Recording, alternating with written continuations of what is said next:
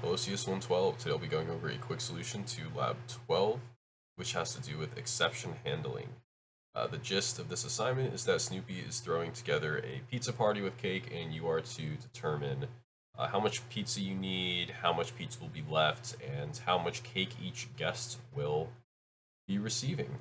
As you can see here, I'm not going to read through all of the requirements, but there are three things you need to check for. You need to make sure that people is an integer, not like a string or a float, that people is not negative, and that people is not 0. And in order to do this, we're going to be using exception handling.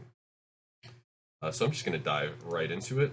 As you can see here, I already have some test cases drawn up of a good input being put in, that we have what it's supposed to display down here, as well as 4 improper inputs. So I'm just going to, when doing a question like this, the first thing you should do is just pretend that you're going to be given proper input and worry about the try and accept afterwards. So let's just get a normal like function going that we're promised to have good clean input, like this 13 down here. So the first thing we want to do is obviously display the number of people coming to the party. So I'm just going to print out there are people, whoopsie daisy, no idea what happened there, and then persons, because there might be more than one, there might be one, etc., coming to the party. Yikes, I cannot type today. Okay, so now this is just going to display the number of people. I'm just going to uncomment this just so we have something to quickly test with. So Python cat.py, there are 13 people coming to the party. So now the second part is you can see down here, we must calculate how many pizzas we actually need. So now there was a very helpful hint thrown on the board of what you need to do here. Essentially, to determine the number of pizzas, you will floor divide by the number of slices in a pizza, which we're told is 8, by the number of people that are coming to the party. And if that number of people evenly divides in 8, then we don't need to do anything else, and we have the number of pizzas we need. But if it is not evenly divided by 8, then we need to add another pizza there so everybody can have at least one slice. So now we need to display how many pizzas Snoopy must buy.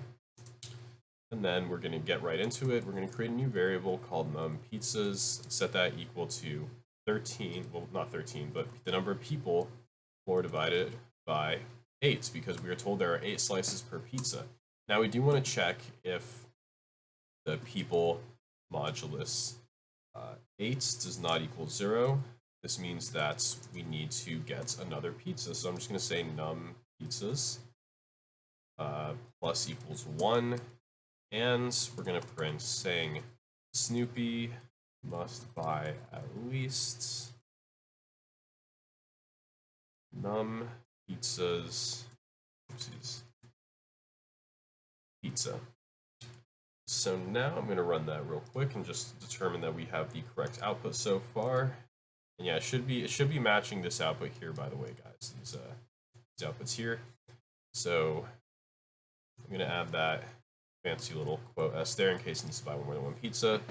The next step is going to be to display the percentage left of the last pizza. So what it means by the last pizza, in this case right here, he bought 2 pizzas, which is 16 slices for 13 people. So he wants to know of the ratio, so that would be 3 slices left on that last pizza of 8 slices. So we're working with that 3 and that 8 there.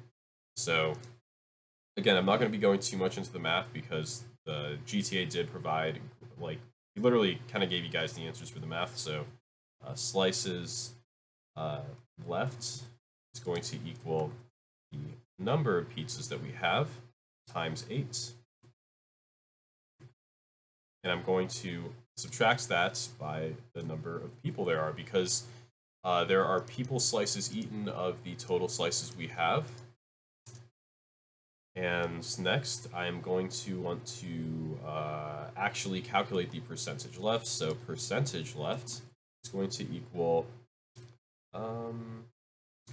slices left divided by 8, and we do want to multiply that by 100 because we're working with decimals here.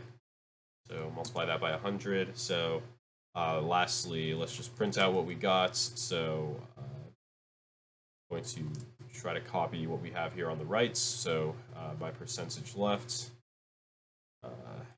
plus percent sign of the pizza, of the last pizza is left. And let's go ahead and run this and see what we get. And yeah, we got 37.5% of the last pizza is left, which does match over here. And the last step is going to be display the slice of cake for each person, and keep in mind that there is 16 ounces in 1 pound. I knew that off of the top of my head. I didn't need to look that up or anything. So we're told that the cake is 2 pounds, so we essentially just need to do some nice, quick, and clean division here to determine how many, like what percentage is happening here. So the portion of cake is going to equal 32, which is the total amount of ounces, and we're going to divide that by the number of people. So I'm going to then print out the slice of cake for each guest would be, and then it would be portion cake ounces. Now we do want to check if it's less than 5 ounces, because they normally get 5, each person should get between 5 and 6 ounces. If they get more cake, nobody's going to complain about that, but it's going to be a bit sad if they have less than 5 ounces of cake. So we are going to lastly check if portion of the cake is less than 5, then that's when you would print this message down here saying another cake must be purchased. Alrighty, let's just run this bad boy and see what happens. As you can see, I do need to round this, as it says right somewhere. Yes, right here, to make it actually readable. So I believe that's portion of cake. Yes, and there's also a weird typo here. But now all I need to do to round it, I'm sure you guys are amazing at this by now. I'm just gonna, I still want to keep it as a string, but I do want to use the round function on my portion of cake. And how much do I want to round it by? And that is 2.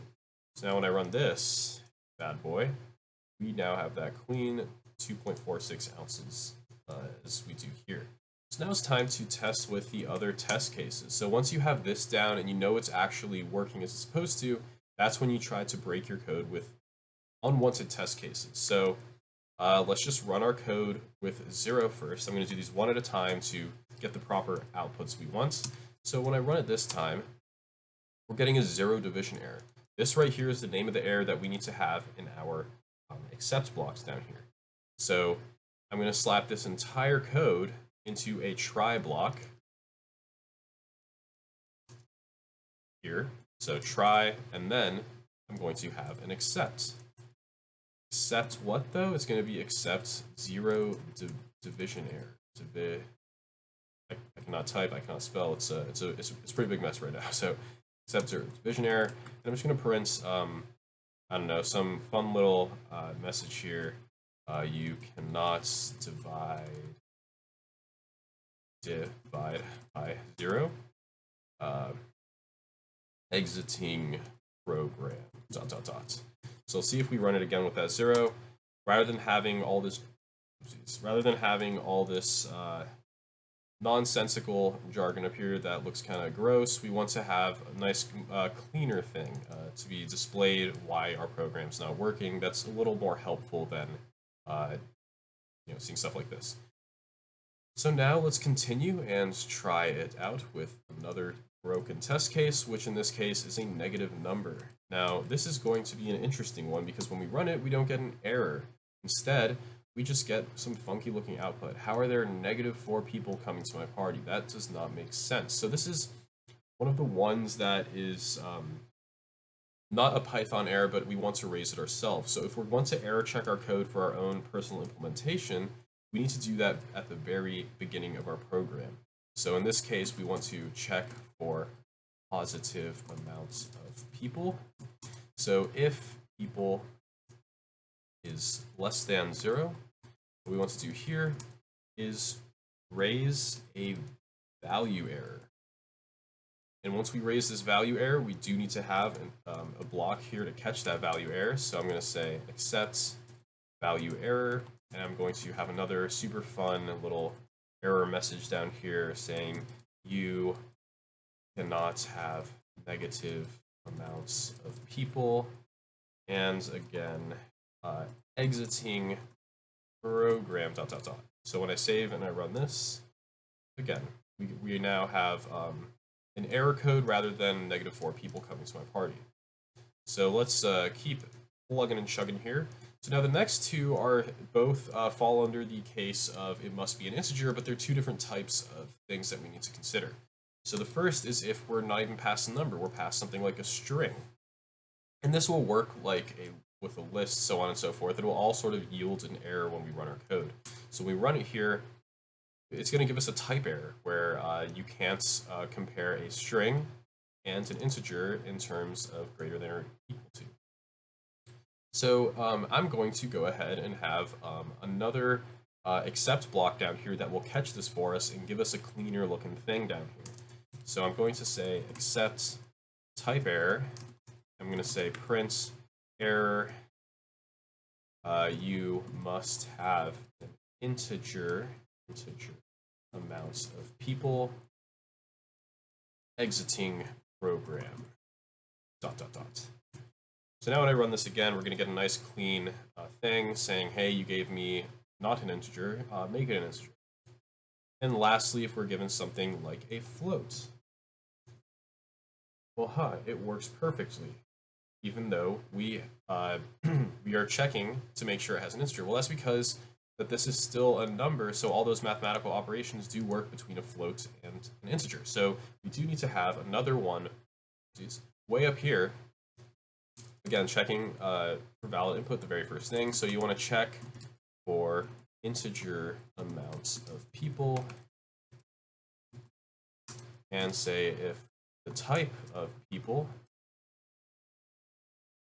does not equal int raise type error. And when we save and run that, rather than getting 3.2 persons, we are going to say we must have an integer amount of people. So if you guys have any questions about error handling, I do implore you guys to ask because this will likely be on your final exam.